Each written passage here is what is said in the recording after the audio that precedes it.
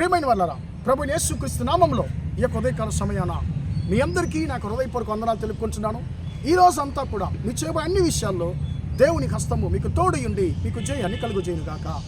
యెషయా గ్రంథము 54వ అధ్యాయం 7వ వచనం సెలవిస్తుంది, నిమిషము మాత్రము నిన్ను నేను విసర్జించి తిని గొప్ప వాత్సల్యంతో నిన్ను సమకూర్చెదను అనేటువంటి మాటను మనం ఇక్కడ చదువుతున్నాం. ప్రియమైన దేవుని బిడ్డలారా, మనందరికీ కూడా ఒక బాధ ఉంటుంది. దేవుడు నన్ను చెయ్యి పెట్టేశాడు అనేటువంటి బాధ ఉంటుందండి. నిజంగా చెప్పాలంటే దేవుడు ఏం చెప్పాడు, మనకి ఏం వాగ్దానం చేశాడు?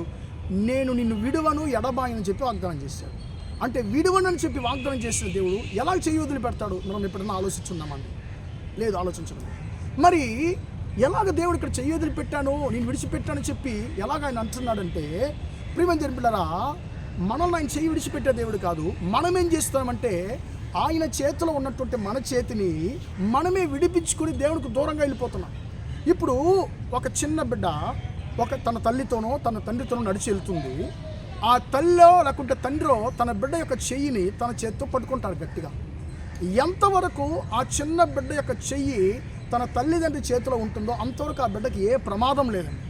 కానీ ఎప్పుడైతే ఆ బిడ్డ దూరంగా ఏదైనా ఒక ఆకారాన్ని చూసి, ఏదైనా ఒక విషయాన్ని చూసి ఆ బిడ్డ దాని ద్వారా ఆకర్షించబడి తన యొక్క చేతిని, తన తల్లిదండ్రుల యొక్క చేతిని విడిపించుకుని దూరంగా వెళ్ళిపోయినప్పుడు ఆ బిడ్డకు ఏదో ఒక ప్రమాదం జరుగుతుంది. ఇప్పుడు ఇక్కడ కూడా అలాంటి ఉద్దేశంతోనే దేవుడు చెప్తున్నాడు, నేను నిన్ను విడిచిపెట్టను, కానీ నువ్వే నన్ను విడిచిపెట్టావు, అయినా కూడా నేను నిన్ను గొప్ప వాత్సల్యంతో మళ్ళీ నేను సమకూర్చేటువంటి దేవుడను. నువ్వు నాకు దూరం అయ్యావు కాబట్టి నేను నిన్ను విడిచిపెట్టాను వేరే దారి లేకుండా, కానీ అయినను అది ఒక్క నిమిషము మాత్రమే నిన్ను విడిచిపెట్టాను అని చెప్పంటున్నాను. ప్రియమైన దేవుడా, ఇక్కడ ఒక్క నిమిషం అని చెప్పబడుతుంది. కానీ తమిళ బైబిల్ ఎలాగుందంటే ఆ యొక్క కనురెప్ప పాటున అనేటువంటి మాటలు, అంటే ఒక క్షణము కన్నా ఇంకా తక్కువ సమయం మన యొక్క కళ్ళును, మన కంటి రెప్పను అలా మూసి అలా తెరిసేటువంటి సమయం. ఇంత సమయం మాత్రమే నిన్ను విసర్జించాను అని చెప్పి దేవుడు అంటున్నాడు. అంటే తెలుగు బైబిల్లో ఒక్క నిమిషం అంటున్నారు. ఒక్క నిమిషం అంటే 60 గడియలు. కానీ ఇక్కడ దేవుడు చెప్పేది ఒరిజినల్ ట్రాన్స్లేషన్ చెప్పాలంటే ఒక్క గడియ కన్నా ఇంకా తక్కువ, అంటే అరగడి అండి, హాఫ్ సెకండ్ అంతే. ఆ యొక్క అరగడియ మాత్రమే నేను నిన్ను విసర్జించాను, అయినను గొప్ప వాత్సల్యంతో నేను నిన్ను సమకూర్చుతాను అని చెప్పి ఆయన అంటున్నాను. ప్రియమైన దేవుని బిడ్డలారా, నన్ను దేవుడు చెయ్యి వదిలిపెట్టాడు కాబట్టి నాకు సమస్యలు, నన్ను దేవుడు చెయ్యి వదిలిపెట్టేశాడు కాబట్టి నాకు ఇలాంటి పోరాటాలు ఉన్నాయి, నన్ను దేవుడు చెయ్యి వదిలిపెట్టాడు కాబట్టి నా జీవితంలో ఆశీర్వాదం లేదు చెప్పి ప్రతి విషయాన్ని మనం దేవుని మీదే మనం నిందమొప్పుతున్నాం. కానీ నా పొరపాటు ఏముంది?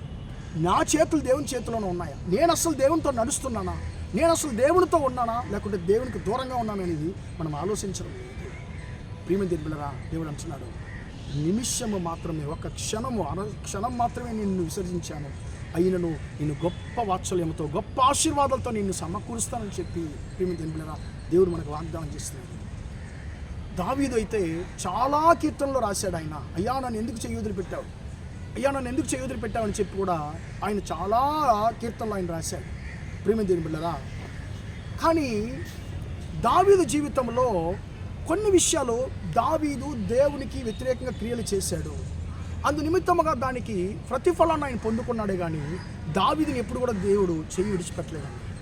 ఈ రోజుల్లో మనకు మన శ్రమలకు కారణం ఏంటంటే మనం చేసినటువంటి క్రియలు. మన క్రియలను మనం సరి చేసుకుని ఉన్నప్పుడు ఆయన గొప్ప వాత్సల్యంతో ఆయన నన్ను ఆయన సమకూర్చే దేవుడు, దీవించే దేవుడు. ప్రార్థన చేద్దామా? ప్రేమగల మా తండ్రి, దయగల దేవ, ఇంతవరకు మాటలు విన్న తండ్రి, నీ బిడ్డలు మీరు దీవించండి, ఆశీర్వదించండి. నిమిషము మాత్రం నేను చెయ్యి విడిచి తిని, నిన్ను విసర్జించి తిని, అయినను గొప్ప వాత్సల్యముతో నిన్ను సమకూర్చదన్న మాట ప్రకారం తండ్రి, నువ్వు మమ్మల్ని చెయ్యి విడిచిపెట్టే దేవుడు కాదు, కానీ మేమే నీ చెయ్యి విడిచిపెడుతున్నాము. కాబట్టి తండ్రి, మా జీవితాలను తండ్రి అయ్యా నీకు దూరంగా చేసుకోకుండా మా చేతులను తండ్రి ఎప్పుడు మీ చేతుల్లో ఉంచి మీతో నడవడానికి కృప దయచేయమని ప్రార్థిస్తున్నాను. అయ్యా, ఎవరైతే నన్ను దేవుడు మర్చిపోయాడని చెప్పి బాధతో ఉన్నారో తండ్రి, వారొక్కొక్కరితో తండ్రి వాక్యం ద్వారా మీరు మాట్లాడమని ప్రార్థిస్తున్నాను. అయ్యా, వారి యొక్క ప్రతి ఒక్క కఠినమైన పరిస్థితులు యేసయ్య నామంలో మారిపోవునుగా కానీ ప్రార్థిస్తున్నాను. ఈ రోజంతా కూడా మా సహోదర సహోదరులు చేసే అన్ని విషయాల్లో మీ హస్తం తోడున్నవాన్ని ఆశీర్వదించమని యేసయ్య నామంలో ప్రార్థించడి వేడుకొంటున్నాను తండ్రి. ఆమేన్. ప్రియమైన వాళ్ళరా, దేవుడు మిమ్మల్ని దీవించి ఆశీర్వదించుగాక. Praise the lord.